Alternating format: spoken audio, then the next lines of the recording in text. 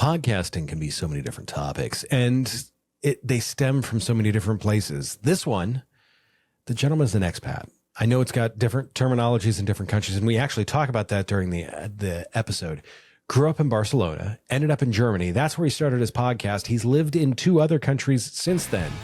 So who does he talk to? He talks to people that are literally immigrants into other countries about their experience, because it's not all sunshine and rainbows. What makes this interesting for me? I never lived more than 25 miles from where I grew up, and that is why I was excited about it. You should be too. Stay tuned.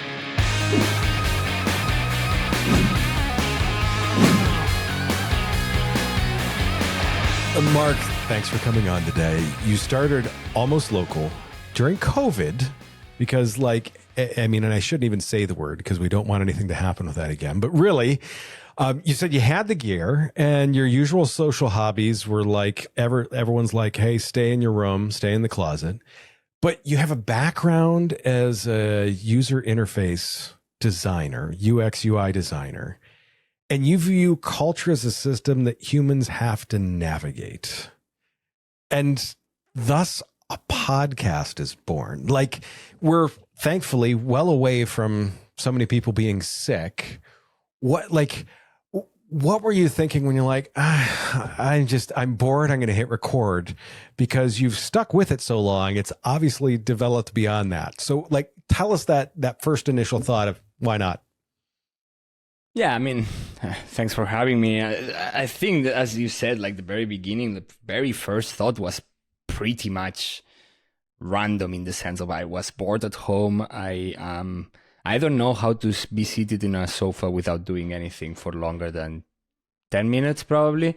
So, same. All my hobbies were involving sports, having teams, doing improv theater, doing stand-up comedy. So I had the gear due to that, to the fact of the stand-up comedy and certain things. But at the same time, I didn't know what to do with the time. And I started realizing I was working way too many hours in my normal job. So doing the whole UX UI part of it.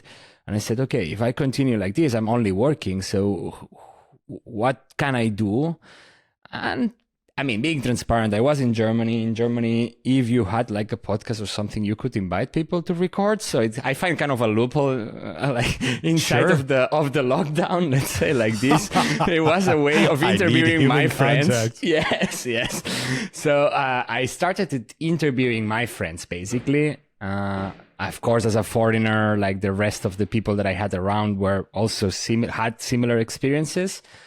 At some point, I started realizing that even though we all were in lockdown, there was still quite a lot of content in social media running around with this perfect idea of once the lockdown is over, you will travel here, and life is perfect, or you need to move to this country because life is perfect there.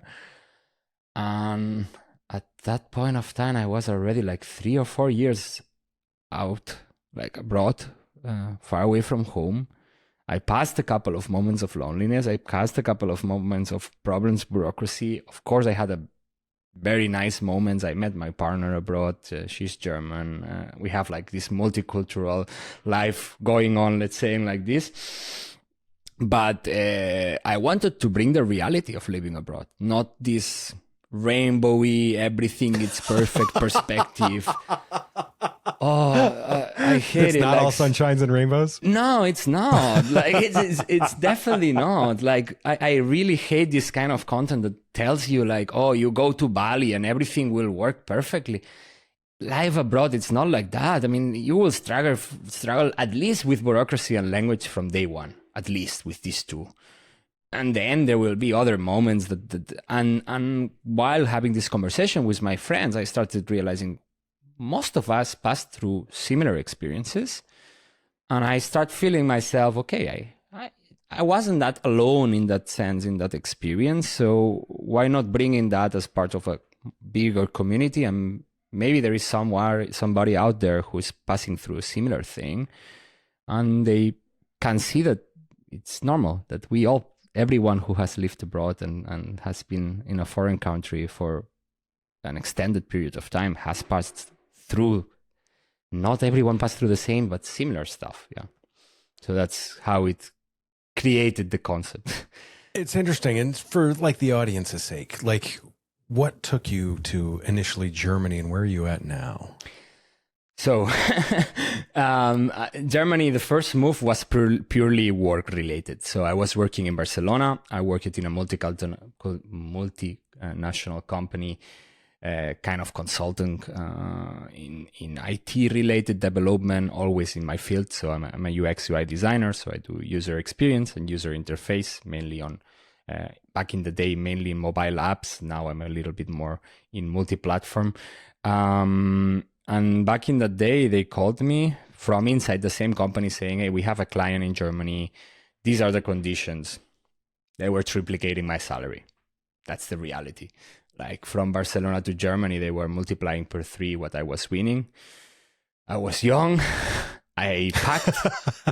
I literally had very few things at home. I mean, of course, my parents, my family, whatever, but I wasn't going to New Zealand, like I could come back. Actually, part of the package that they were offering to me was like a flight, at least one flight per month to go back home. So there was this routinary. There was a moment where I was living in airports quite a lot, but yeah, it was an easy move. That's the truth. Like I packed my things in 2 suitcases and I went.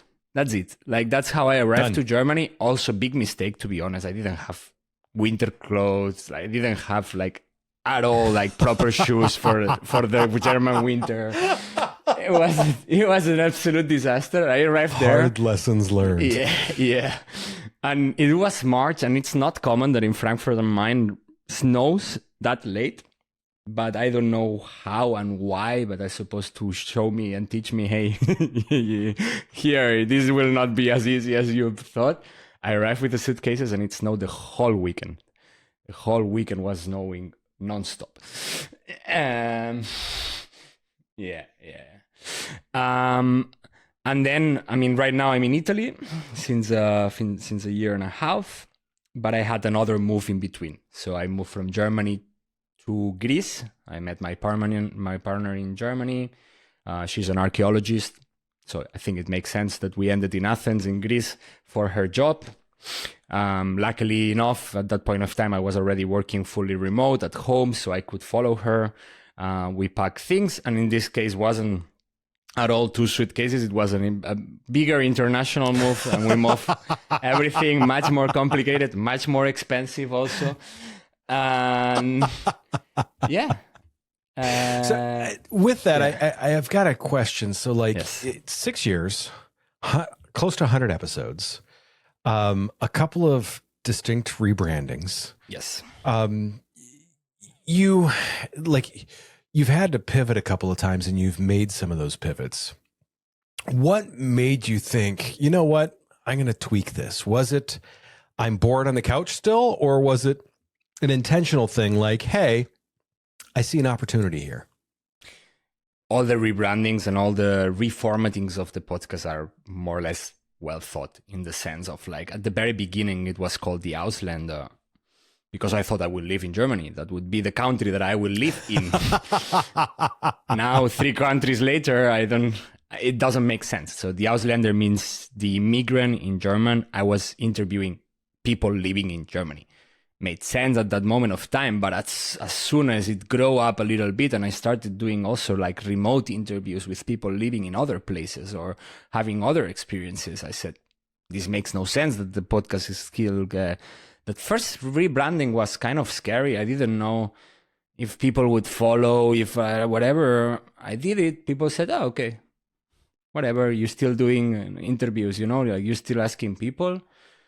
Then it's how Experts was born with another format. So I was doing like a division between the expat part, like the life abroad of the people, and then an expert talk with some specific topic about the job or like the hobby of the person. But then people start telling me, hey, or you focus in one thing or you focus in the other. So I decided, like you need to be a little bit more niche. And I ran away a little bit from the term expat. I know that in the US it's kind of commonly used. In Europe has some kind of negative connotation when it comes to the immigration, foreigners, etc., etc. There is a big discussion going on between why white people call themselves expats, and then you call immigrants to other people who are not white. No, so there is this whole racial approach and richness and class and etc., etc. So at some point, I decided to do another rebranding to kick or take out this expat terminology out of the branding and in the structure, and changing the structure again to be completely focused on the experiences of living abroad of people and the challenges what it comes with it, and being a little bit more niche down again. And then it's when Almost Local came as a name, and I'm really happy with this name because it's something that I was quite some time thinking about it and rebranding, and I feel like that. I feel like almost local wherever I go. I feel almost local back home. So when I go back to Barcelona, honestly, I'm not a local anymore. I have this, like I'm not too much Catalan anymore in there, and I'm not too Italian here. I'm not too Greek in Greece. So I'm always in this mid identity that I define as being almost local, and that's why the podcast was rebranded like that. That's amazing. That being said, you talked about like some of the cultural differences, and I find that like we talked for 4 or 5 minutes before we went on and hit record here. We get along great, but in some cases, the cultural differences can make conversations difficult. And your nod there is like, I know you've got the background in comedy and improv, and with that, like, how do you pull from that to like when it gets, I guess I would say when it gets awkward, because there's got to be moments where you're like, where you say something or where someone says something and it gets culturally awkward because it means two different things. So I guess what I'd say is have you experienced that, and what do you usually pull on to get through that? Yeah, I mean, there is always moments, no, that you feel like these cultural differences, like the way of like talking of Americans, it's completely different from interviewing a Brit person or an Australian or somebody who comes from Africa, for example, and has a completely different background. I don't think that the comedy helps that much. It's a resource, of course. Like you pull it. Like if your mind has been trained to do comedy in stage, it's also easy to pull certain jokes here and there to break ice, to make the conversation a little bit easy.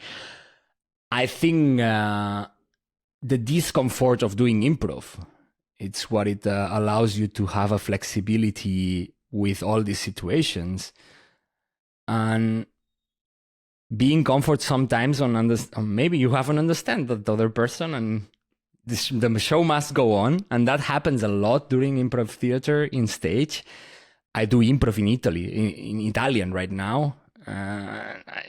It's not my mother tongue. I actually never done neither comedy, neither improv in Catalan or Spanish. So I've never done it in my mother language, in my native language. I always did it in other languages. That. Yeah, in other languages always. Now that I'm thinking about it. And I suppose that training of the mind of like, oh, maybe this culturally she or he is meaning something in there that I'm not fully getting it, and having this flexibility of like going around it and then reconduct the conversation to bring it back. It's nice. There is also the easy way.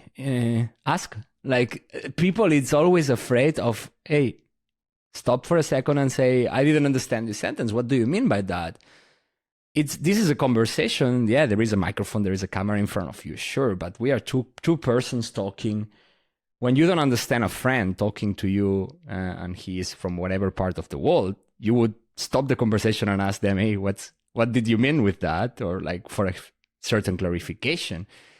if it's not an aberration, what he just or she said, like if it's critical, like, I don't know, like he is like purely saying racism or masculism things or whatever. Okay, you stop a little bit more drastically the conversation. But asking people, it's still okay, I think, no? In podcasting, it's still valid to re-ask the guests whenever you... I don't... People is afraid of that. I feel that a lot of hosts are afraid of asking, yeah. Many are. That being said, I mean, you've been at this a while. Like I said, like 6+ years. It is 2026 now, as much as it's painful to admit. It's right. Oh, I was about to say, please don't cry. There's no crying on this show. But I mean, you've got more than 100 episodes, and that it's like, where has this taken you that you didn't expect it to? As I said, I didn't think that I would be doing this probably after COVID. That's the whole point on it. Like, really, I thought I was going to like interview my friends, my inner circle, and then as soon as I could go back to real stages with the audience and stuff like this, live audience, I would quit it, and that's it. I like it. I don't know. I start liking talking with random people that like the first season, everyone is person that I know personally. And when I re-listen to that, probably they are the most boring conversations I had with all the love that I have for these people. But I wasn't discovering much about the life of these people because I knew them. It's very different when you put yourself in front of a person that you met like 5 minutes before starting recording something. Yes. And then they start talking about their life. And I don't know, I interviewed very interesting people, like people who work for, like, I don't know, designing comics for Disney, people who traveled all around the world being filmmaker, gay persons who lived in Egypt when there was the moment of the Islamic raising, like the Arabic Springs, like stuff like this. It's fascinating how people live that. And I got kind of addicted to the fact that it's not that difficult to find these people. Like nowadays with the technology and what we have around us, hey, you can find interesting people. I mean, of course, it's work.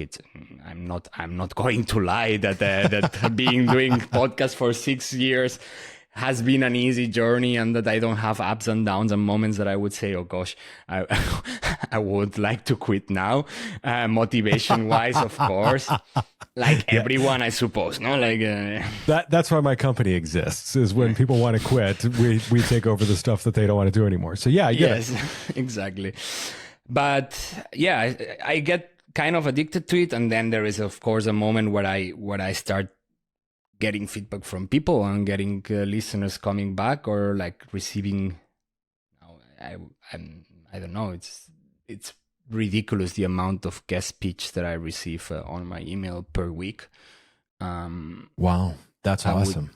I would never had expected that it would have arrived to that. And sometimes now I'm on this train that I think, oh wow, would I like to stop it? I'm capable of stopping this anymore. That's the problem also sometimes. I'm not sure that I know how to stop this, like if I ever want to stop it. It's just part of what you do every week, right? It's just, there's pieces of the workflow.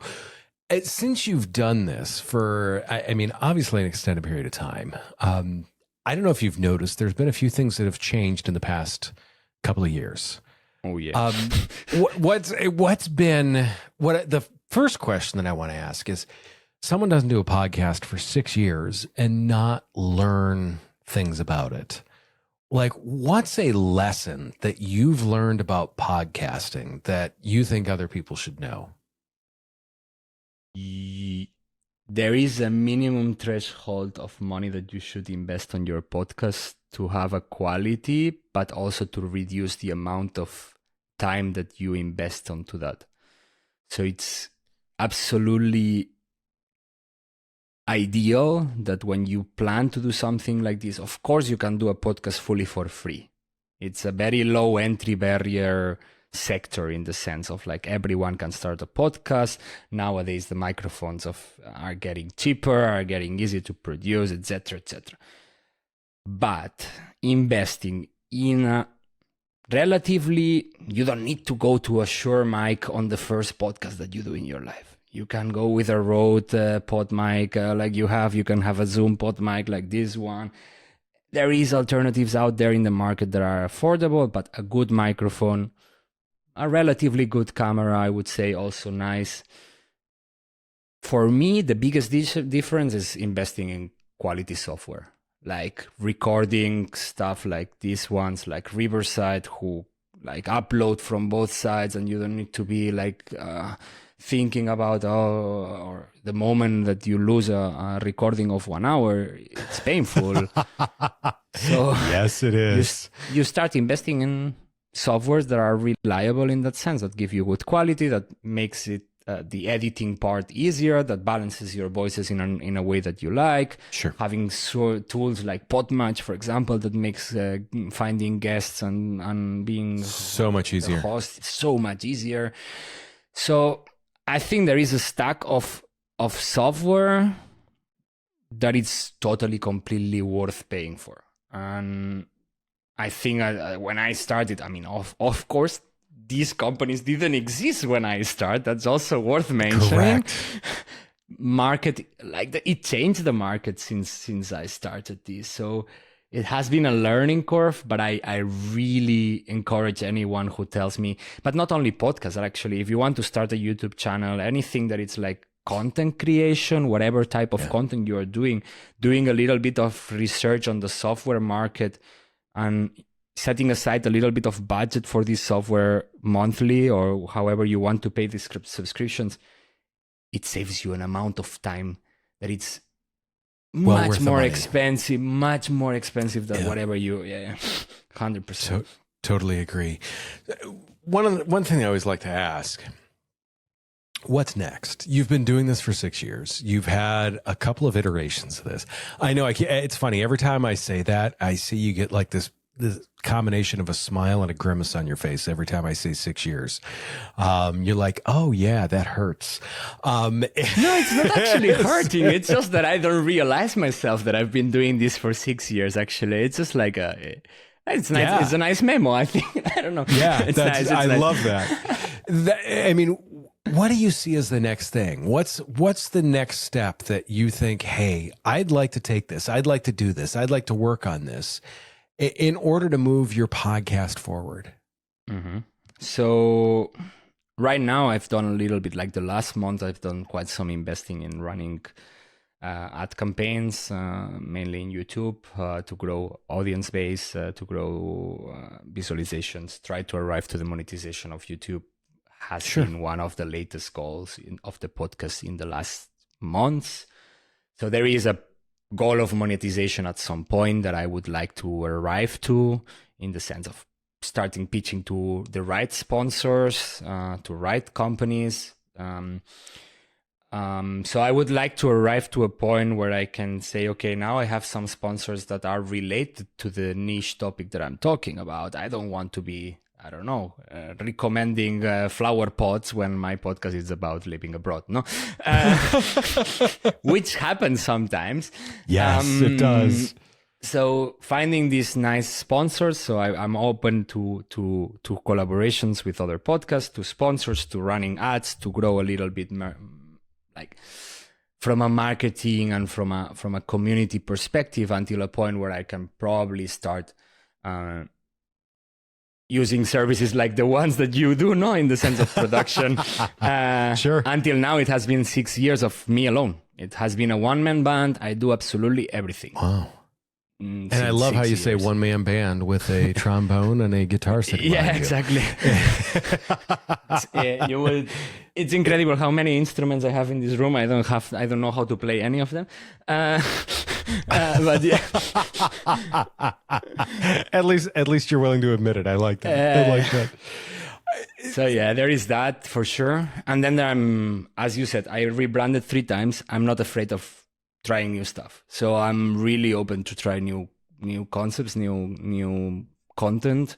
And I started recording solo episodes, which is something that I've never done until now. I saw one of those, and you actually did a great job with it. Nice. Yeah. I mean, slowly getting there, let's say like this, creating all the other type of content. Probably from September, like end of the summer this year, I will be releasing now I'm releasing weekly. So I will do 1 week with guests, 1 week of solo episode of a new format that I'm cooking up, that it's called Suitcase Biographies, which I will do short biographies of nice, cool. like interesting historical people from around the world who emigrated or lived abroad for a period of time for whatever reason. I'm bringing their perspective of their story narrated by me. Yeah. Wow. That's really cool. That's going to be an interesting project to see when that comes out. I was about to say, you're going to have some time invested in that just from a production standpoint, but I think it'll turn out really well, especially seeing everything you've done. Like I said, before we talked, I went out and watched quite a few of the videos in that. Mm-hmm. And truly, like, the interviews that you have are so interesting because you're pulling from such diverse backgrounds and everything like that. I truly love it. Where can people, like, as we wrap up here, where can people find you? Where can people go out and be like, I'm going to go listen to that? I mean, all the major podcast platforms under the name Almost Local. If you want to put a face onto the people who is talking in YouTube, the podcast is also available in audio, in video format. We have a website called almostlocalstories.com. So if you want to check up the website also. And then in all the social media, if you want to talk directly with me and send a DM, you can definitely get in contact through all the big social medias under Almost Local Stories also. All the handles are the same everywhere. So you can find me in there. Well done on getting that done. It's truly interesting stories. I really appreciate the time today. This has been a lot of fun. This has been really interesting as someone that, as I said, has never lived more than 25 miles away from home. Thank you very much. I appreciate the time. For everyone else out there, I've got my notes. I will be back in just a minute. What an interesting guy. To me, the stories like that, it's one of the things that I love about podcasting is the ability to bridge gaps, the abilities to learn things. And boy, did I learn a lot today. One of the things that I already knew, but Marc reaffirmed it. You guys know this too. Podcasting is work. Now, he's been at it for 6 years and he's got well over 100 episodes, which tells you for him, it's a bit of a labor of love, but in the same sense, it is still work. And there's always pieces that you are or are not going to like. Shameless plug here. Pedal Stomper Productions exists because we realize there probably are some parts that you are not going to like. And that's what we are here to take care of. But if you are going to do this totally on your own, like what Marc does, realize there's going to be good parts, there's going to be bad parts, but you have to put it all together in order to make sure it works well for you. He has learned a tremendous amount about people, cultures, and things. And just a couple of things that he said in those episodes about how, like, different terms are perceived different ways in different places. I find that really interesting because there was a couple of things even when we talked right beforehand as we started to get the show ready to go. I could tell there were some areas where it's just perceived differently. He's a super laid back guy. So we were able to like figure these out. And he 100% realizes if someone says something that's off, there's probably no malice behind it. It's just a cultural difference. What I see, like the podcasting piece of that, is that helps us to learn about each other, because anything that we can do to become more connected with each other, to me, is a great, great thing. The fact that he became a bit addicted to podcasting is really cool. It wasn't only just finding out about the people, it was the process, and it was getting the feedback and realizing, hey, I'm building a community here.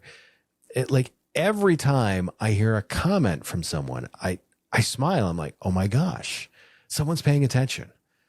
It's just a neat feeling. I get the addictive piece of this. It's why I'm still doing this. It's why I'm doing 2 shows.